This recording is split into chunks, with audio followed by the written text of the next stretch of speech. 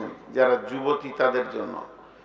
আল্লাহ তাবারাক ওয়া তাআলা বলছেন, ওয়া মারিয়াম ইবনাতা ইমরানা আল্লাতী আহসানাত ফারজাহা ফানাফাখনা ফীহি মির রূহিনা ওয়া সাদ্দাকাত বিকালিমাতি রাব্বিহা ওয়া কুতুবিহি ওয়া কানাত মিনাল কানিতিন।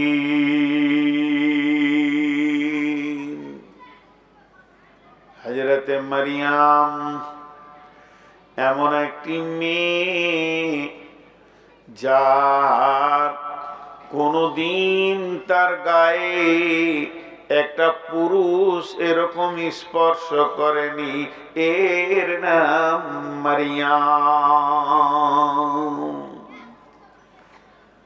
কোন পুরুষ মারিয়ামের গায়ে স্পর্শ করেনি। পৃথিবীর বুকে সতী সাধ্বী মহিলা। 2007 যখন হজে গেছিলাম, কাবার ডান দিকে অর্থাৎ উত্তর দিকে উর্দুতে বক্তব্য চলছে, শুধু মহিলাদের বয়ান চলছে। ওই জায়গায় যিনি বক্তব্য রাখছিলেন আমিও কিছুক্ষণ শুনলাম।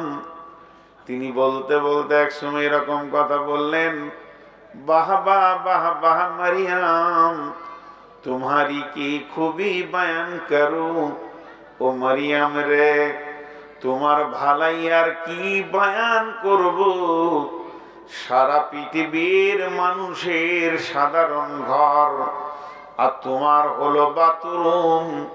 গোসলখানাতে জিবরাইলের মতো রহমতের ফেরেশতা অপেক্ষা করছে। আমাদের মুসলমানের ঘর বন্ধু, শয়তান পর্যন্ত ঢুকতে লজ্জা পাবি। 30 বছর বিয়ে করেছে, 8টা ছেলের বাপ, 8টা ছেলের মা, এখনো ফরজ গোসল জানে না।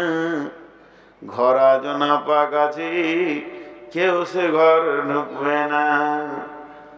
একটা লোক 8টা ছেলের বাপ হজ করে চলে এসেছে, ফরজ গোসল জানে না। আমার সঙ্গে একজন হাজি ছিলেন, জিজ্ঞেস করলাম, ভাইয়া ছেলে মেয়ে কটা সংখ্যা বলল।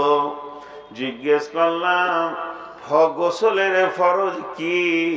বলে কিছুই জানি না, খালি ডুবেছি পানিতে পুকুরি। তাহলে শুনেলেন, নাপাক হালাতে জিন্দেগি চলছে। আর 2টা রুম যদি আছে, রুমগুলোতে ছবি আছে, নায়ক নায়িকার ছবি আছে, সিডি এলসিডি টিভি আর গান বাজনায় ঘরটা মত্ত হয়ে আছে। আমাদের ঘর আর আমাদের দাম। আর মারিয়াম শুধু নিজের দেহকে বাঁচায়নি, ঘরকে বাঁচিয়েছেন। মারিয়াম রে, আল্লাহ তাকে কত দামি করেছেন। তার গোসলখানাতে জিবরাইলের মতো ফেরেশতা অপেক্ষা করছে। সেই জিবরাইল আমিন তার গোসলখানার দরজায় দাঁড়িয়ে আছে। অতএব মারিয়াম, আল্লাহ তোমাকে কত দামি করেছে। যখন ওই ফেরেশতা বলে দিল, ও মারিয়াম, তুমি ফেরেশতাটা একটা যুবকের রূপ ধারণ করে দাঁড়িয়েছে, আর গোসলখানায় মেয়েদের কাপড় বেশি থাকে না, পুরুষেরও থাকে না, হালকা কাপড় আছে। মারিয়াম ভেবেছে আমাকে দেখে ফেলেছে। মারিয়াম নিজের শরীরটাকে তাড়াতাড়ি ঢাকছে আর বলছে, যুবক তুমি বেরিয়ে যাও।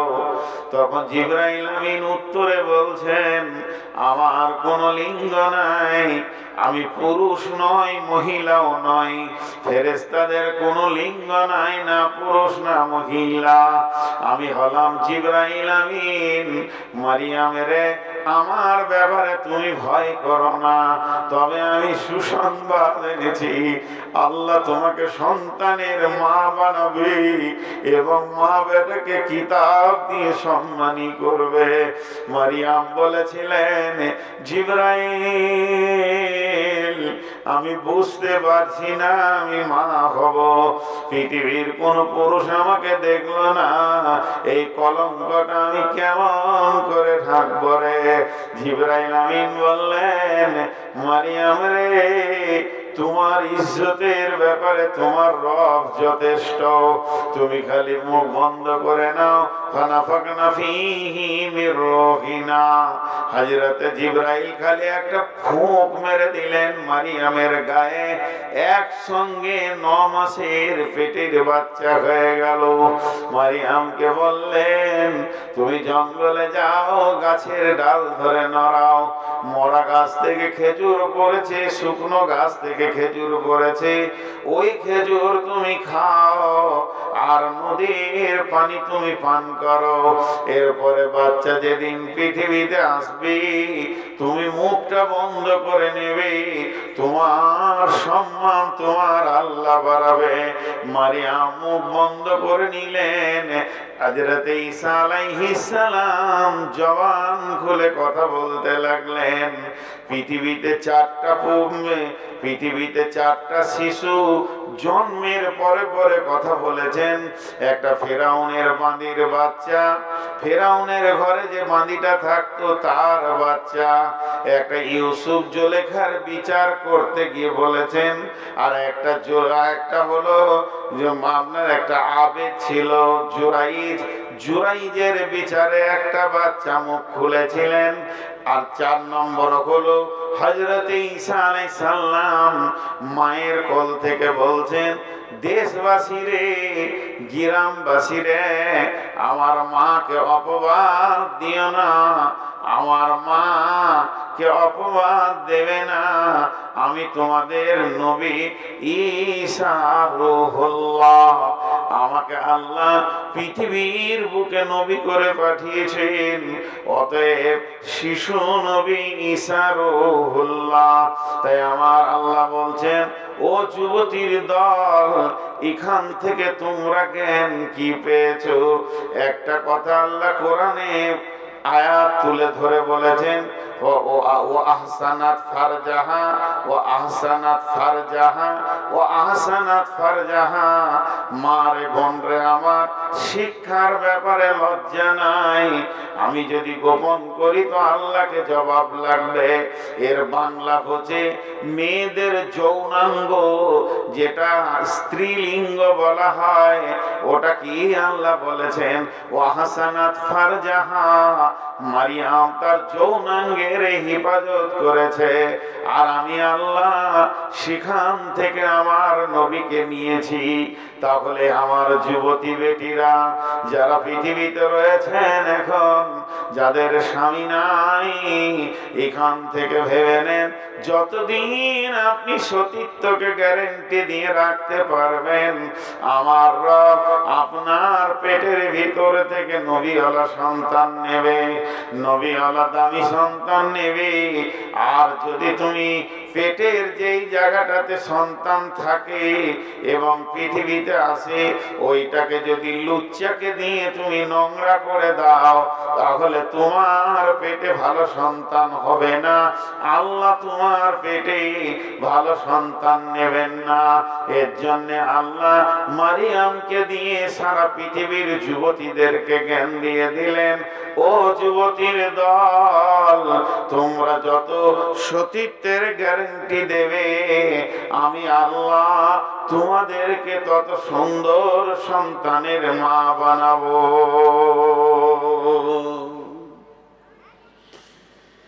তিনটি কথা আপনাদের সামনে তুলে ধরেছি, উঠিয়েন না, খুব পেশাব লেগে গেছে, শ্রোতা তো নেই, বেশি উঠিয়েন না। আবার আব্দুল সাত্তার কই রে, যা ধরগা। وأشهد أن لا إله إلا الله وحده لا شريك له وأشهد أن محمدا عبده ورسوله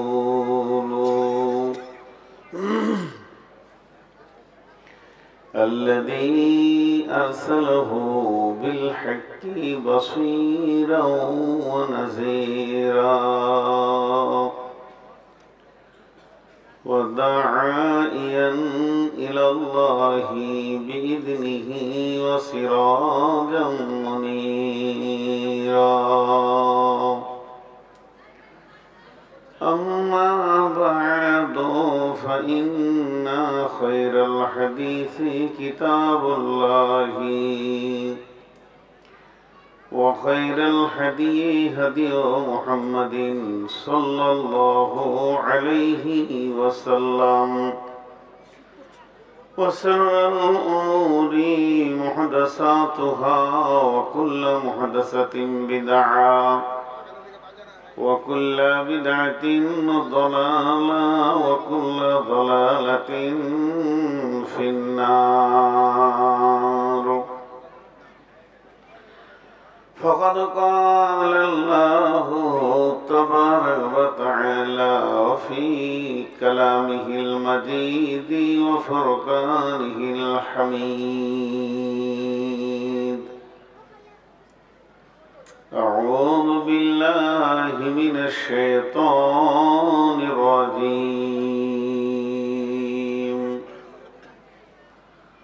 ضرب الله مثلا للذين كفروا امرأة نوح وامرأة لوط كانتا تحت عبدين من عبادنا صالحين فخانتهما فلم يغنيا عنهما من الله شيئا وقيل ادخلا النار مع الداخلين. وضرب الله مثلا للذين كفروا وضرب الله مثلا للذين آمنوا امرأة فرعون إذ قالت رب ابني لي عندك بيتا في الجنة ونجني من فرعون وعمله ونجني من القوم الظالمين. ومريم ابنة عمران التي أحسنت فرجها فنفخنا فيه من روحنا وصدقت بكلمات ربها وكتبه وكانت من القانتين.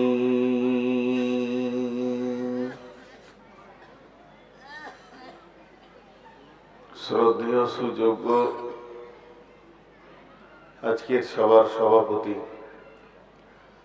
উপস্থিত, সামনে আমার দিনদার ইমানদার মুমিন ভাই সকল, পর্দা থেকে সুন্নেওয়ালি মুমিনা মা ও বোনেরা,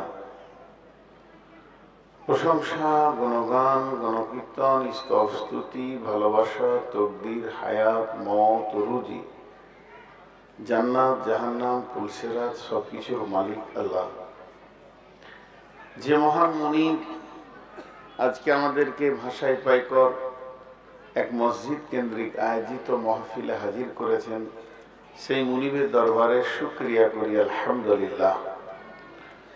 দরুদ ও সালাম বর্ষিত হোক আখিরি পয়গম্বর নবী মুহাম্মদুর রাসূলুল্লাহ সাল্লাল্লাহু আলাইহি ওয়াসাল্লামের উপর। আল্লাহুম্মা আমিন। আল্লাহুম্মা সাল্লি আলাইহি, আল্লাহুম্মা বারিক আলাইহি। মোহতারাম ভাইও, আজিজ ও বুজুর্গ দোস্ত, আমি আপনাদের সামনে গ্রন্থ মুকুট আল কোরআন থেকে সূরা তাহরিমের শেষ 3টি আয়াত তেলাওয়াত করেছি এবং খুব স্বল্প সময়, কারণ আমি বাংলাদেশে যখন ছিলাম তখন আমার সঙ্গে ফোনে ডেটটা হলো, আমি ভাবতে পারিনি বা আমার কাছে ডায়েরি বাংলাদেশে আমি নিয়ে যাই না, বহুত কারণ আছে। তো সামনেই যে ইসলামপুর মার্কাজের জালসা, এটা আমার ভাবার বাইরে ছিল, এর জন্য আমি খুব ক্ষমা প্রার্থী, নিজেকে লজ্জা লাগছে। তো তারপরেও খুব স্বল্প সময়ে কয়েকটি কথা বলবো, বেশি সময় আজকে নিব না। তাই আপনারা একটু ধৈর্য ধরে শুনবেন। এই লোকগুলি যারা দাঁড়িয়ে আছে, কেন দাঁড়িয়ে আছে আমি বুঝতে পারছি না। এই যে দুটো ছেলে এখানে দাঁড়িয়ে আছে, চুপ করে দাঁড়িয়েই আছে। ওইদিকে কিছু দাঁড়িয়ে আছে, এখানে কিছু দাঁড়িয়ে আছে। জায়গা না থাকে আপনি দাঁড়াবেন, ওটা ঠিক আছে ভাই আমার, বসে যান। এখানে বসেন, এখানে এসে বসেন, বসে যান। এই বস, বস। ছোট ছোট ছেলে, তোদের বাপদের জন্ম, চেয়ারটা গোলমাল করছে এখানে। তোদের বাপদের জন্ম দেখেছি, তোরা যা ছোট ছেলে। এই বস। এমন মার দিব না, 3 দিন বসতে পারবি না আর। বস। বলে ছোট ছেলে বলি বলছি সব।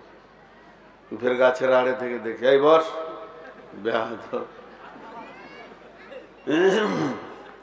এই পেছনে যে কটা ভাই আছেন বসে যান।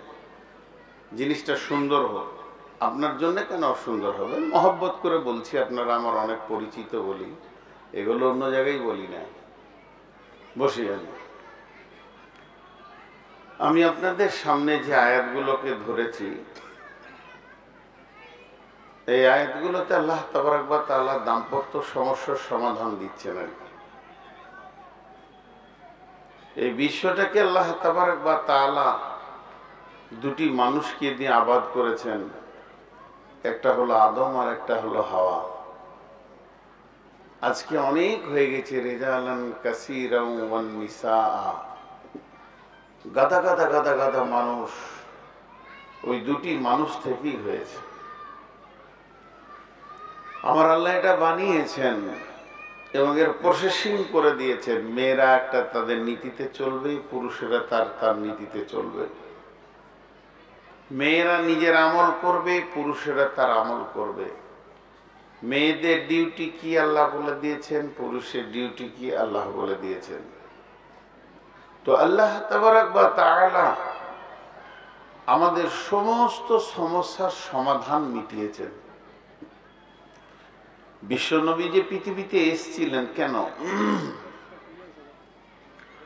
তিনি আসেননি, তেনাকে পাঠানো হয়েছে। ভাই পেছনে আপনারা 4 জন কি বসবেন না? না আলাদা করে আপনাদের জন্য সময়টাকে নষ্ট করতে হবে আমাকে? হ্যাঁ, বেয়াদব হয় মানুষ, কিন্তু এত বেশি বড় বেয়াদব হয় কেউ তো দেখিনি। আবার ঘুরে গিয়ে দাঁড়ালো। তো আল্লাহ তাবারক ওয়া তাআলা পৃথিবীতে বিশ্ব নবীকে পাঠিয়েছেন। কোরআন আমাদের কতটা বুঝে আসবে জানি না। বিশ্ব নবী হলেন কোরআনের ট্রেনিং প্রাপ্ত একজন শিক্ষক, তিনি প্র্যাকটিক্যাল দেখিয়ে দিয়ে গেছেন। দাম্পত্য জীবনটাই সব, দাম্পত্য জীবনটাই সব। এই পৃথিবী আবাদ করার মূলে দাম্পত্য জীবন, বৈবাহিক জীবন। একদম সাদা বাংলায় বলছি, স্বামী স্ত্রীর জীবন। স্বামী স্ত্রী জীবনটাই হচ্ছে সব, বিশ্বটাকে কন্ট্রোল করছে। মা বোনেরা আপনারা যারা পর্দা থেকে শুনছেন, বিশেষ করে কান খোলা রাখেন।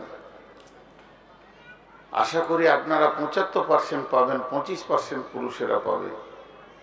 আল্লাহ তাবারক ওয়া তাআলা কি বলছেন? বিসমিল্লাহির রহমানির রহিম। দারাবাল্লাহু মাসালান লিল্লাযীনা কাফারু ইমরাআতা নূহি ওয়া ইমরাআতা লূতিন কানাতা তাহতা আবদাইনি মিন ইবাদিনা সালিহাইনি فخانتاهما فلم يغنيا عنهما من الله شيئا وقيل ادخلا النار مع الداخلين। এখানে বসো। মাটিটা খারাপ আছে নাকি যে আসছে দাঁড়িয়ে গেছে? আল্লাহ তাবারক ওয়া তাআলা বলেন, যারাবা মানে মিসাল, উপমা। আমি তোমাদের জন্য উপমা রেখেছি, উদাহরণ রেখেছি, মিসাল রেখেছি। বিশ্বের বুকে যতগুলি দাম্পত্য জীবন পৃথিবীর বুকে আসবে, যারা স্বামী স্ত্রী সংসার করবে, তাদের জন্য আমি দুইখানা উপমা রেখে দিয়েছি, মিসাল রেখে দিয়েছি। সেই দুটির মধ্যে একটা হলো জারাবাল্লাহু মাসালাল লিল্লাযীনা কাফারু ইমরাতা নূহি ওয়া ইমরাতা লূত। একটা হলো লূত আলাইহিস সালামের বিবি আর নূহ আলাইহিস সালামের বিবি। এই দুটিকে কেন্দ্র করে আমার রব সারা পৃথিবীর ওই মহিলাদেরকে জ্ঞান দিচ্ছেন, যে মহিলারা নিজেরা দিন মানে না, দিনের বাইরে চলে, দিনকে অপেক্ষা করে চলে, আর শুধু ভরসা করে স্বামী আমার বড় নেককার, স্বামীর আমলে আমি জান্নাতে চলে যাব। আমি একজন আলিমের বিবি, আমি একজন পরেশগার মানুষের বিবি, আমার স্বামী তাহাজ্জুদ পড়ে রাতে উঠে কাঁদে, আল্লাহর কাছে কাঁদে। আমি এত বড় সৌভাগ্যবান, আমি একজন সুন্দর স্বামী পেয়েছি, যে স্বামী আমাকে জান্নাতে নিয়ে চলে যাবে। আল্লাহ বলছেন এটা হবে না, তোমাকে তোমার নিজের আমলের ময়দানে দাঁড়াতে হবে। স্বামী বা ভাই অন্যজনের আমলে তুমি পার হয়ে যাবে, এটা কোনোদিন হবে না। তার জন্য দুইজন নবীর বিবির কথা তুলে ধরলেন। হে আমার মা, ওরে আমার বোন, সেই দুইজন নবীকে, একটা হলো নূহ আলাইহিস সালাম আর একটা হলো লূত আলাইহিস সালাম। আল্লাহ তাবারাক ওয়া তাআলা বলছেন, দেখ আমি দুইজন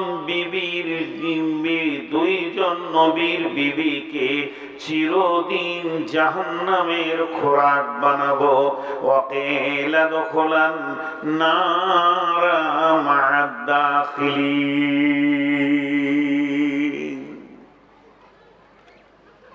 ধারণা চেঞ্জ,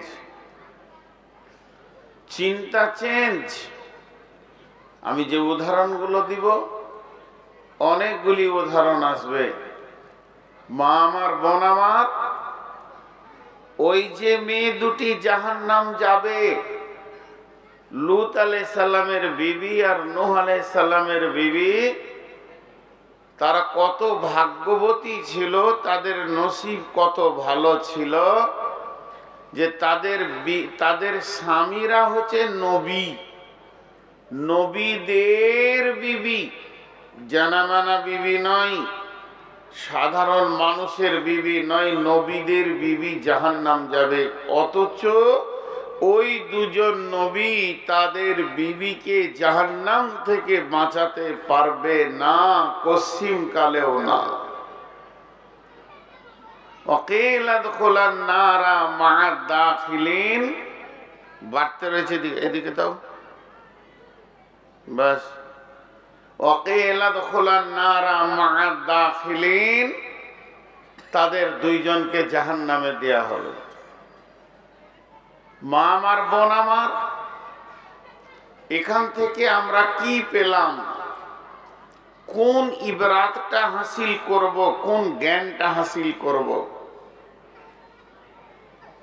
মা আমার, বোন আমার, স্বয়ং আল্লাহ বলছেন, নিজের আমলের উপরে মজবুত হয়ে যাও। আল্লাহর নবী, আখিরি পয়গম্বর, নবীদের নবী, সমস্ত মাখলুকের নবী, সব জাহানের যিনি নবী, যিনি এত পাওয়ারফুল মানুষ, আল্লাহর পরে পরে যার স্থান, যে ব্যক্তিটা আল্লাহর পরে পৃথিবীতে স্থান পেয়েছেন, ওই ব্যক্তিটা নিজের বেটিকে, জামাইকে আর দুই নাতিকে ডেকে বললেন, কুল মা কুনতু বিদআম মিনার রাসূল, হে আমার বেটি, ওরে আমার জামাই, ওরে আমার নাতি, আমি কোন নতুন নবী বা নতুন রসুল নই। আমার পূর্বে অনেকগুলো নবী, অনেকগুলো রসুল পার হয়ে গেছে। আমি নতুন হলে অনেক কিছু বলা যেত, শুনে না।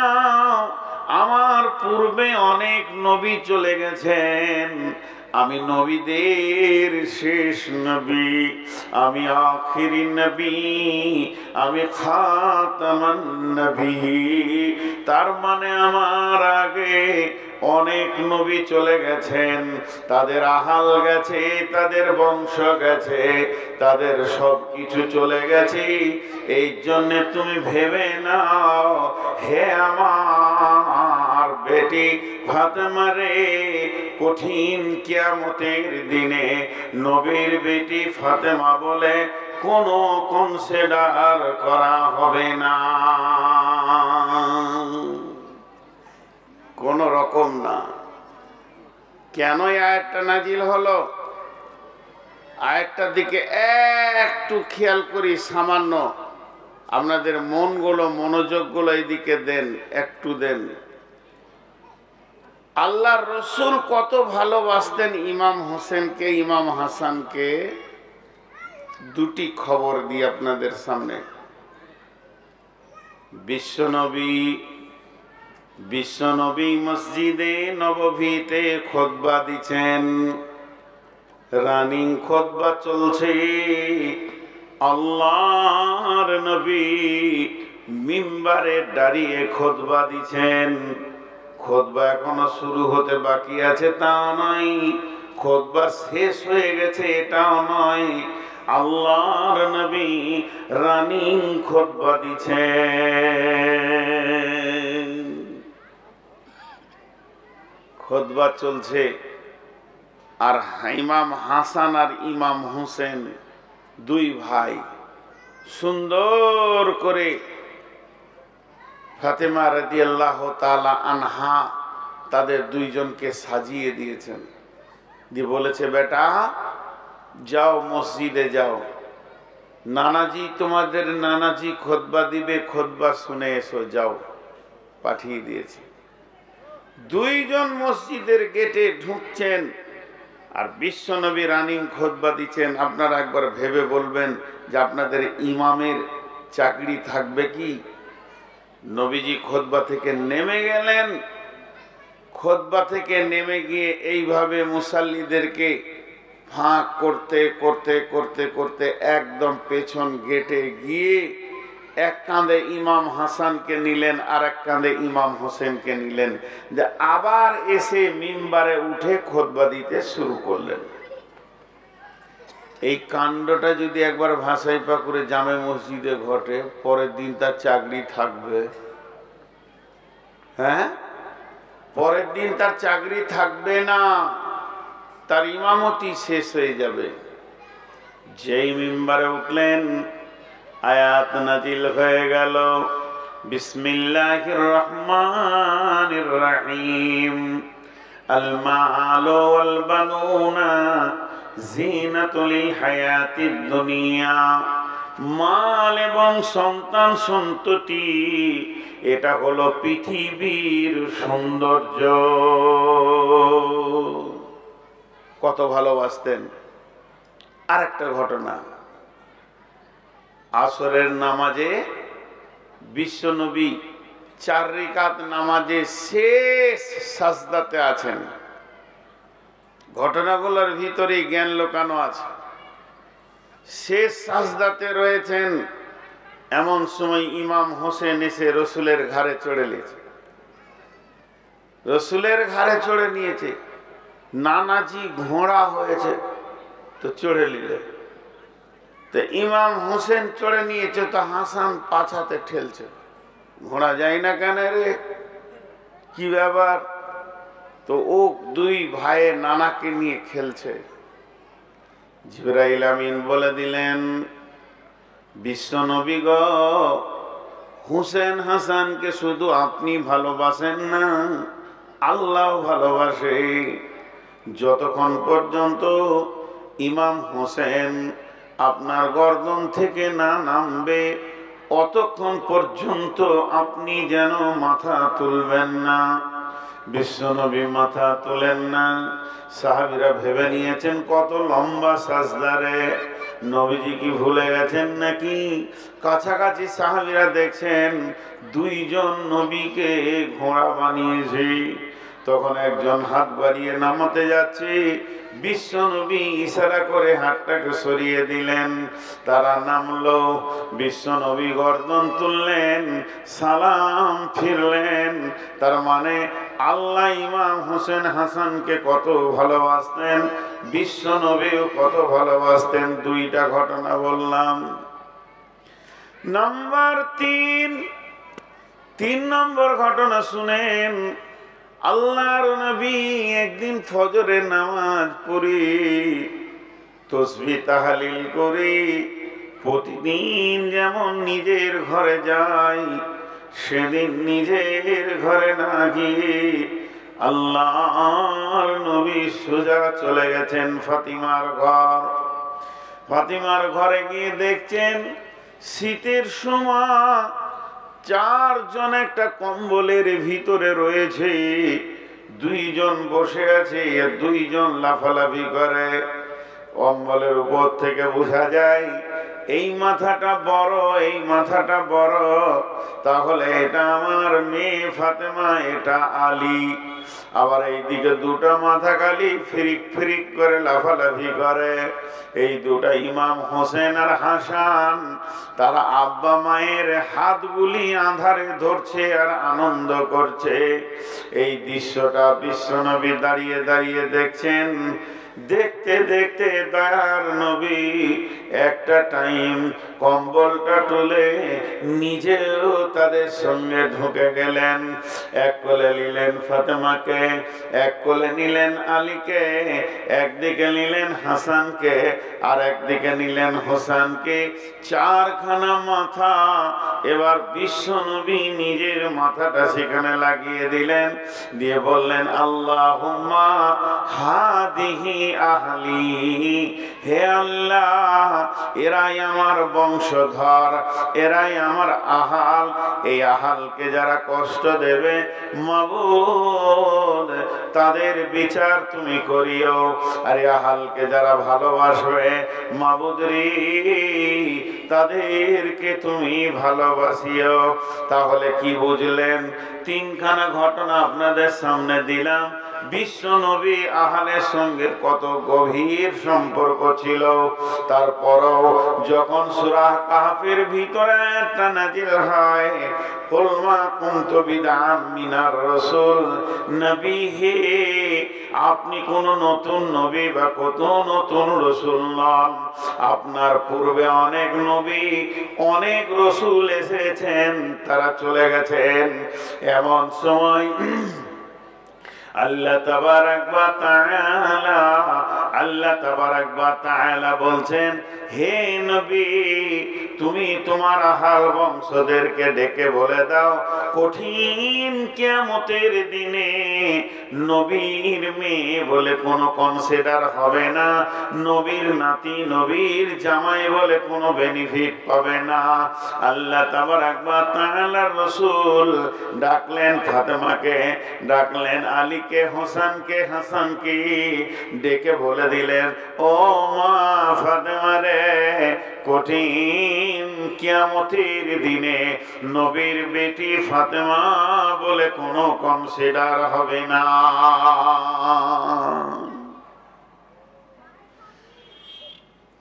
আমি কি এই ঘটনাগুলো ফালতু শোনাচ্ছিলাম? না, ঘটনাগুলো থেকে কি পেলাম? প্রেম কত, মহব্বত কত। আর কিয়ামতের কথা বলতে গিয়ে আল্লাহ বলছে চলবে না। তুমি নবী আছো, তোমার নাম দিয়ে তোমার থ্রুতে কেউ পার হয়ে যাবে, এটা চলবে না। এই ঘটনা, এই কথাটা আল্লাহ বিশ্ব নবীকে বলছেন, অন্য কোন নবীকে নয়। আমার কথাটা বোঝার চেষ্টা করেন। বিশ্ব নবীর মতো ব্যক্তিত্ব সম্পন্ন ব্যক্তিকে আল্লাহ তাবারক ওয়া তাআলা বলছেন তোমার নাম দিয়ে ভাঙিয়ে কোনো কনসিডার এখানে হবে না। স্বয়ং আম্মা জান আয়েশা যখন কাঁদলেন, ওয়ান আয়েশা রাদিয়াল্লাহু তাআলা আনহা মেয়েটিকে রসুলের একমাত্র কুমারী বিবি, ওয়াহিয়া বাকাত, আম্মা জান আয়েশা কেঁদে ফেলেছেন। আল্লাহর রসুল প্রশ্ন করলেন, মাই কি আয়েশা, আয়েশা তোমাকে কে কাঁদালো? আম্মা জান আয়েশা উত্তরে বললেন, যাকারাতুন নারা ফাবাকাইতু ইয়া রাসূলুল্লাহ। আম্মা আল্লাহর নবী আম্মা জান আয়েশার কান্না শুনে একটা সেকেন্ড বিলম্ব করেননি, ঢিলা করেননি। কারণ বিবি কাঁদবে, স্বামী চুপ করে থাকবে হতে পারে না। যারা সচেতন স্বামী বিবির কান্না শোনার সঙ্গে সঙ্গে তার কারণ জিজ্ঞেস করবে।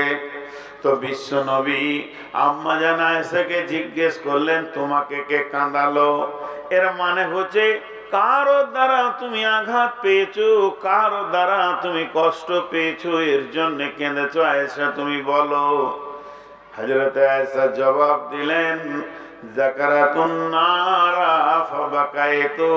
ও দয়ার নবী গো, আমাকে কেউ উঁচু নিচু ছোট বড় কথা বলেনি, আঘাত দেয়নি, বরং আমি জাহান্নামের কথা চিন্তা করছিলাম, আর ওই চিন্তা করতে করতে আমি কেঁদে ফেললাম। সম্পর্কটা স্বামী স্ত্রী। আমি যদি কাঁদি, আপনি জিজ্ঞেস করবেন কাঁদছেন কেন? বলে আমাকে কেউ বকেছে। আপনি উত্তরে বলবেন, ঠিক আছে দেখছি। দেখছি কেন ও বকেছে আপনাকে, বিষয়টা আপনি চুপ করেন। হাজি ভাই, আমি যদি বলি জাহান্নামের ভয়ে বকছি, পৃথিবীর কোনো মহাপুরুষ আছে সে বলবে যে আমি দেখে নিব, আপনি চুপ করেন? স্বয়ং বিশ্ব নবী বলতে পারেন। কাঁদার যত কারণ আছে, কেউ মেরেছে, কেউ গালি দিয়েছে, কেউ অপমান করেছে, এটা দেখে নেওয়া যায়। কিন্তু জাহান্নামের ভয়ে কাঁদলে দেখে নেওয়ার কিছু নাই। আর পৃথিবীর এমন কোন মহাপুরুষ নাই যে বলবে যে দেখে নিব, আপনি চুপ করেন। কেন? হযরতে আম্মা জান আয়েশা যখন এই কথাটা বললেন যে আমি জাহান্নামের ভয়ে কাঁদছি, তো বিশ্ব নবীর মতো ব্যক্তিত্ব সম্পন্ন মানুষ চুপ হয়ে গেলেন। আম্মা জান আয়েশা দেখছেন রসুল তো কিছু বলছে না, তাহলে আমি একটা প্রশ্ন করে নি। এমন সময় আম্মা জান আয়েশা বলেন, ক্বালাত হাল তাযকুরুনা আলাইকুম ইয়াওমাল কিয়ামাতি ইয়া রাসূলুল্লাহ। আম্মা জান আয়েশা বলেন, এই অবস্থায় তিনি নবীজিকে প্রশ্ন করলেন, ইয়া রাসূলুল্লাহ, এটা হলো মদিনার মাটি, দুনিয়ার মাটি। মানুষ দুনিয়াতে তখনই কাঁদবে, তখনই হাসবে, চড়াই উতড়াই লেগে আছে, জোয়ার ভাটা দুনিয়াতে লেগে আছে। আমি এখন যদি কাঁদি, আপনি যদি চুপ না করান, একটা সময় আসবে আমি নিজে নিজে চুপ হয়ে যাব নবীজি গো। তবে একটা বার বলেন, এখন আমি কেঁদেছি, আপনি আমাকে দৌড়ে এসে জিজ্ঞেস করেছেন, আমার চোখের পানি আপনাকে দোলা দিয়েছি, আপনাকে চঞ্চল করে তুলে দিয়েছে। তবে আল্লাহর রাসূল একটি বার বলেন, যেদিন কিয়ামতের মাঠে আমি কাঁদব, আজকে যেমন করে আমাকে জিজ্ঞেস করেছেন, ওই রকম করে কি সেদিন আমাকে জিজ্ঞেস করবেন নাকি আপনি? আল্লাহর নবী আরো থবেনে গেলেন, আরো চুপ হয়ে গেলেন। কিন্তু বিশ্ব নবী বললেন, আয়েশা রে, সালাসাতা মাতিনা ফালা ইয়াযকুরুনা আহাদুন আহাদান। তিনটে এমন মওকা আসবে আয়েশা রে, ওই কঠিন কিয়ামতের দিনে বিপদের সময় তিনখানা মওকা এত ভয়ানক আসবে, কেউ কাউকে মনে রাখতে পারবে না, কারো ব্যাপারে কারো ধ্যান ধারণা থাকবে না, মানুষ নিজে নিজে পাগলের মতো দরাদরি করবে। আয়েশা, সেই তিনটে জায়গাকে এক নম্বরে ইনদাল মিজান, দাঁড়িপাল্লার কাছে যখন নেকি বদি ওজন করা হবে তখন কেউ কাউকে মনে রাখতে পারবে না। দুই নম্বরে যখন ডান হাতে বাঁ হাতে সার্টিফিকেট দেওয়া হবে তখন কেউ কাউকে মনে রাখতে পারবে না। তিন নম্বরে ইদা উদিয়াত তরিক ফি দাহরি জাহান্নাম, জাহান্নামের উপরে যখন পুলসেরাতকে রাখা হবে তখন কেউ কাউকে মনে রাখতে পারবে না। অতএব বন্ধুরে, আল্লাহর নবী সেও বিবির ব্যাপারে এটাই বলতে চাইলেন, আয়েশা রে, ওই দিনটা এত কঠিন দিন হবে, কেউ কাউকে মনে রাখবে না। বিশ্ব নবীকেও আমার রব যথেষ্ট পরিমাণে বুঝিয়েছেন, কেউ কাউকে মনে রাখতে পারবে না। তার জন্য আমার আল্লাহ বলছেন, দারাবাল্লাহু মাসালাল লিল্লাযিনা আমানু কাফারু ইমরাআতা নূহিন ইমরাআতা লূতিন কানাত তাহতা আবদাইনি মিন ইবাদিনা সালিহাইনি ফাখানাতাহুমা فلم يغني عنهما من الله شيئا وقيل ادخلا النار مع الداخلين। আমার রব বলছেন, দুইটি মহিলা এমন রয়েছে যারা চিরদিন জাহান্নামে থাকবে। সেই মহিলা দুটিকে, একটা নূহ আলাইহিস সালামের বিবি, একটা লূত আলাইহিস সালামের বিবি। আল্লাহ তাবারাক ওয়া তাআলা বলছেন, তাহতা আবদাইনি মিন ইবাদিনা, তারা এত সুন্দর কপাল ছিল। পৃথিবীর সেরা যুবক হচ্ছে নবীদের দল, আমি নবীদের বিবি বানিয়েছিলাম। তারা নবীদের নিচে জীবন কাটিয়েছে, নবীর ছায়াতে নিজের জীবন পার করেছে, নবীর বিছানায় ওঠার ক্ষমতা দিয়েছিলাম, নবীর লেপের ভিতরে থাকবে এত দূর আমি তাদেরকে ক্ষমতা দিয়েছিলাম, নবীর বালিশে মাথা দেবে সে ক্ষমতাটাও আমি আল্লাহ দিয়েছি। কিন্তু হতভাগীর দল, তারা এমন কাজ করলো, যারা সমকামী ছিল তাদের সঙ্গে তাদের গোপন আতাত ছিল। নবীদের ঘরে যখন ফেরেশতা আসতো তারা খবর দিত এই সমকামীদেরকে, এসো এসো, সুন্দর সুন্দর পুরুষ এসেছে, তোমরা ওদের সঙ্গে সমকামিতায় যৌন মিলনে জড়িয়ে যাবে। এই যে অজাব, এই যে আজাব, আমার রব এটা মেনে নিতে পারেননি। তাই ওই রকম দুই বেঈমান মহিলাকে চিরদিন জাহান্নামের ঠিকানা করে দিল। আল্লাহ পরিষ্কার বলে দিলেন, ওয়াকিলা দুখুলান নারা মা'আদ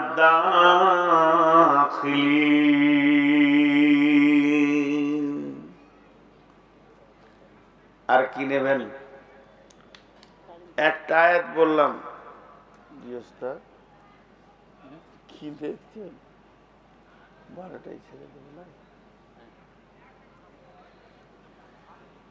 আলাউদ্দিন চলে এসছে, টেনশন নাই, চাবি আছে, ওই তো বসে আছে, হ্যাঁ তো থাকবো না তো, কোন দিকে গেছে? 5 লোক গেছে।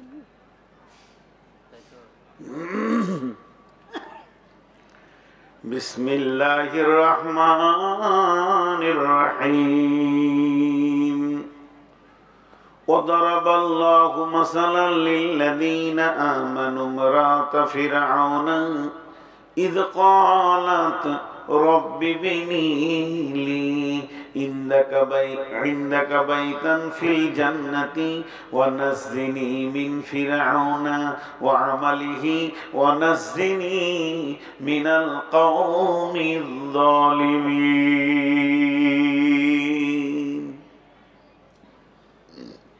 মা বোনেরা ধৈর্য ধরেন, কথা আপনাদেরই বেশি হচ্ছে।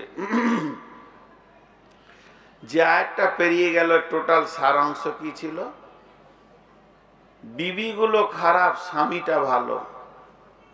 তো স্বামী ভালো হলে কি হবে? তুমি জান্নাত পাবে না, তোমাকে নিজেকে ভালো হতে হবে। বিশ্বনবী সেও পর্যন্ত তার আহালদেরকে ডেকে বলেছেন, তোমরা নিজে নিজের আমলের উপরে রেডি হও।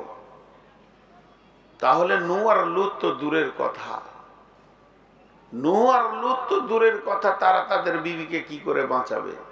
এটা হলো প্রথম। দ্বিতীয়টা উল্টা। উল্টা কেমন? স্ত্রীটা ভালো, স্বামীটা খারাপ।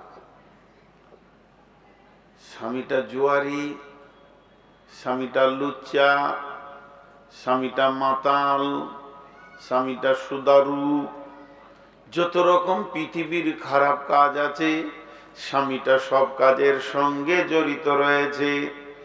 এখন যদি তার বিবি মনে করে আমার নসিবটা বড় খারাপ, আমি এমন একজন মানুষের বিবি হয়েছি, আমার আল্লাহ এমন একজন মানুষের বিবি বানিয়েছেন, আমার মা বাপ এমন একটা ছেলেকে দিয়েছেন যার কাছে আমার জীবনটা কাটবে, কিন্তু লোকটি হলো সুদারি, সুদারু এবং জুয়ারি, হারাম ছাড়া এর কাছে হালালের লেশ মাত্র নাই, কিছুই মাত্র নাই। তাহলে আমি সারা জীবন হারাম খেয়েছি, আমি তো আর জান্নাতে যাব না। হাজি ভাই, মাঝে একটা কথা বলে লিখি, 5-10 সেকেন্ড। সবাই বলে মৌলানা সাহেব দোয়া করেন, মৌলানা সাহেব দোয়া করেন। হাজি, দোয়া কার কাছে চাইবেন? দোয়া চাইবেন তো মহিলাদের কাছে চান। কেন? ওরা হারাম খায় না, ও তো স্বামীর খায়। একটা ফ্যামিলিতে বাপ আছে, মা আছে, বিবি আছে, ছেলে আছে, ছোট ভাই আছে, বোন আছে। ফ্যামিলিটা যে চালায়, সুদটা যে খায়, জুয়াটা যে খেলে, সেই সুদারু। বাকি যতজন খায় এরা কিন্তু বেটার খায়, কেউ স্বামীর খায়, কেউ বাপের খায়। তো এদের কোনো চিন্তা নেই, এদের চিন্তা নেই। ইনকাম যে করে সেই সুদ খায়। তাহলে মেয়েরা হালাল খায়, আর হালাল যে খায় তার দোয়া কবুল হয়। কিন্তু বর্তমানে মেয়েদেরকে কৌশল করে হারামে ভরে দিয়েছে। আপনাদের এই মুর্শিদাবাদে গ্রুপ আছে না? নেই? টাকা গ্রুপে জমা করে কি করে না? বাস, করে কি করে না? হ্যাঁ, তো মেয়েগুলোকেও হারামে ভরে দিয়েছে, মানে এরাও হারামখোর এখন হয়ে গিয়েছে। তো আল্লাহ তাবারাক ওয়া তাআলা ভালো মেয়েদের কথা বলছেন। তোমার স্বামী যদি খারাপ হলো তো তুমি কেন টেনশন করবে? কি তোমার প্রয়োজন আছে এত টেনশন করা? আমি তো তোমার সঙ্গে ভালো ব্যবহার করব, তোমার স্বামীর জন্য তোমাকে জাহান্নাম দিব না। যেমন আগের স্বামীটা ভালো ছিল, বিবিগুলো খারাপ ছিল, স্বামীর জন্য যেমন জান্নাত দিইনি, তেমনি স্বামীর জন্য জাহান্নামও দিব না। আমার রব কি বলছেন? বিসমিল্লাহির রহমানির রহিম। وضرب الله مثلا للذين آمنوا امرأة فرعون إذ قالت رب ابن لي عندك بيتا في الجنة ونجني من فرعون وعمله ونجني من القوم الظالمين। কাকে ধরিয়েছেন ওটা? হ্যাঁ, আমাকে দেন। কাকে ধরি দেন? আচ্ছা, তুমি কোথায় আছো? তো 5 নম্বর আছে, ফোন করবো, উঠেছে খুলবে। বেশি ফতোয়া দিও না, এখন জলসা হচ্ছে। অত কথা কেন শুনবেন? বন্ধ করেন। 5 নম্বরে শুয়ে গেছে মানে ও আর উঠবে না। নবাব সিরাজদৌল্লা আছে, যখন যাব তখনই উঠতে হবে। খালি ফতোয়া দিচ্ছে, দেখি পানি খায়। ওদের ফতোয়া শুনে জান গরম হয়ে গেল।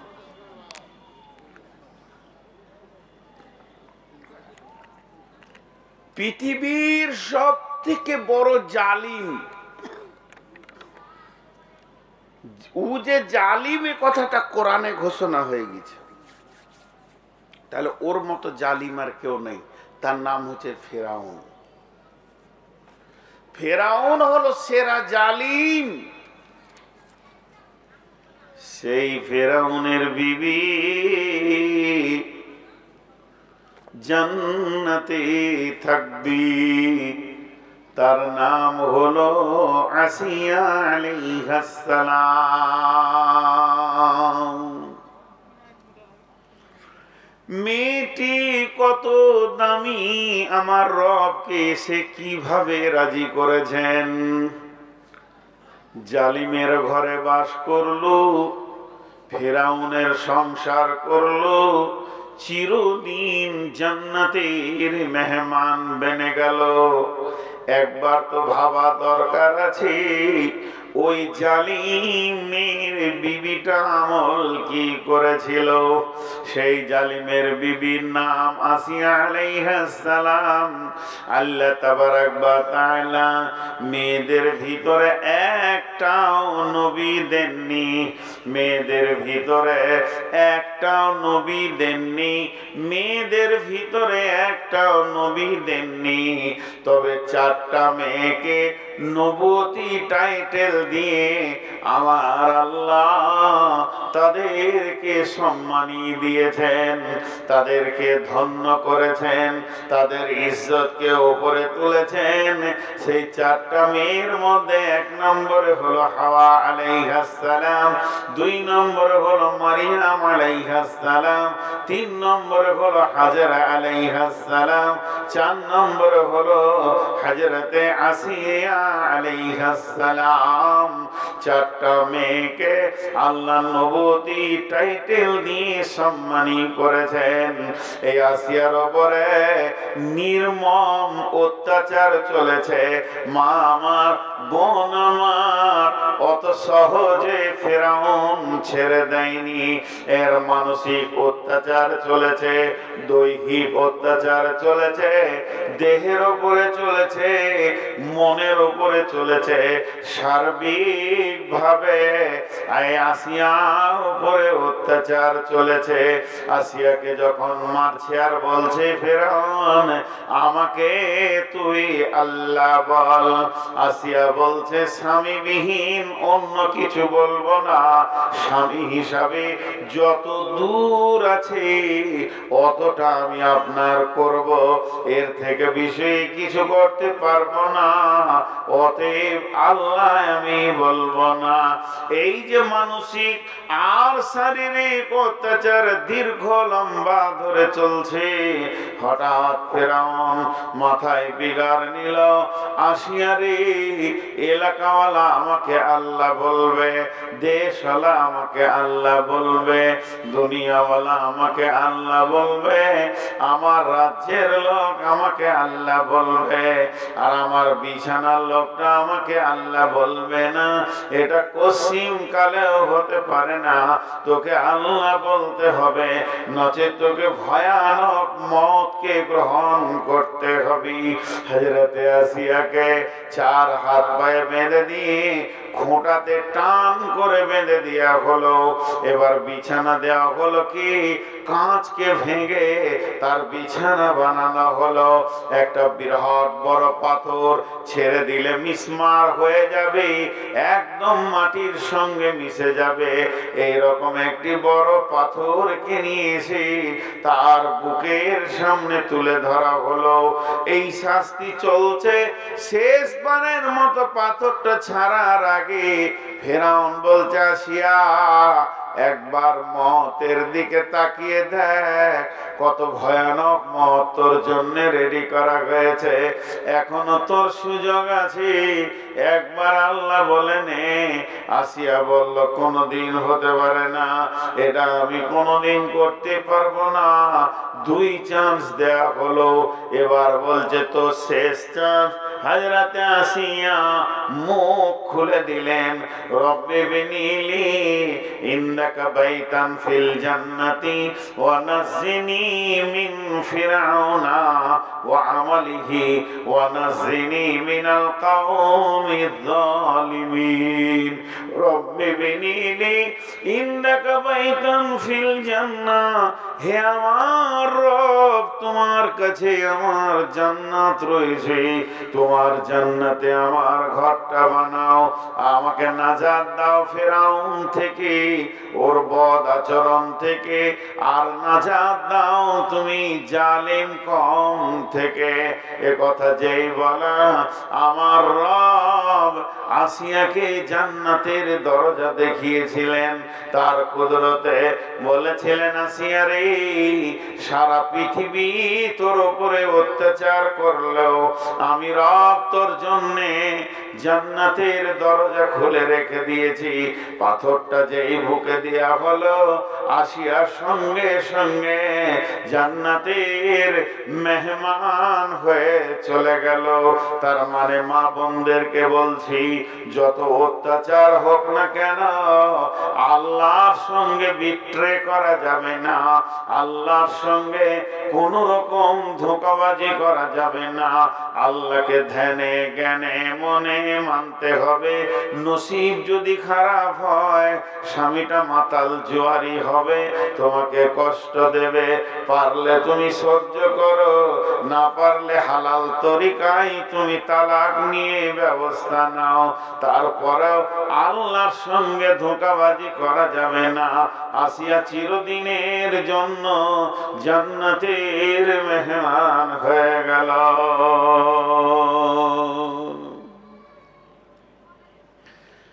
জি ভাই, একটু ভাবি, মা বোনদেরকে বলছি, জালেমের বিবি জান্নাতের মেহমান, নবীর বিবি চিরদিন জাহান্নাম, দুটো হয়ে গেল। তাহলে তো যে মেয়েগুলোর বিয়ে হয় নাই, ওরা কি করবে? ওরা ধাতিং ধাতিং করে ঘুরে বেড়াবে, ওদের স্বামী নেই, ওরা পাড়ায় পাড়ায় ঘুরবে খালি। জি না, ওদের জন্য আল্লাহ একটা মহিলা রেখেছে চিরকুমারী, যার গায়ে কোনো পুরুষ হাত দেয়নি। সেইটাকে হযরতে মারিয়াম আলাইহিস সালাম। মারিয়াম চিরকুমারী, মারিয়াম চিরকুমারী। একটু মনোযোগ, চিল্লা চিল্লি নয়, উঠবেন না। মসজিদকে কিছু না দিয়ে চলে যেন না। আপনাদের দেশে এই সিস্টেমেই মসজিদ হয়। একবার তো লকডাউনে আমি অনেক বড় বিপদে পড়েছিলাম, প্রায় 36 লক্ষ টাকা ঋণে পড়েছিলাম, আর লকডাউনও চলছে। মসজিদের টাকা আল্লাহ কাউকে দিয়ে সে ঋণগুলোকে শোধ করেছেন। আল্লাহ তেনাকে জান্নাত নসিব করুন। তো ওই রকম এখানেও মসজিদ হচ্ছে। আপনাদের এলাকায় জালসা হয়, আমাদের এলাকায় ঘুরে ঘুরে ঘুরে ঘুরেই করে। এ গ্রাম ও গ্রাম 5 গ্রাম ঘুরতে ঘুরতে মসজিদ হয়ে যায়। যারা মসজিদ বানাচ্ছেন সেই কমিটিকে সাহস দিব, খবরদার পিছাবেন না। আল্লাহর ঘর হবে। জালসা শেষ করে দেখবেন খরচ খরচা বাদে 3500 টাকা টিকেছে। তারপরেও ঘাবড়াবেন না, কারণ আমি নিজে একটা মসজিদে ধরেন 90 লাখ, একটা মসজিদে 1,30,00,000, 2,20,00,000, আর একটাতে 40 লাখ, প্রায় 2,60,00,000 টাকার মতো খরচা করেছি। তো অতএব আপনাদেরকে বলছি, সাহস করেন। এবার এই মহিলাটার কথা কি বলছেন, যারা যুবতী তাদের জন্য আল্লাহ তাবারাক ওয়া তাআলা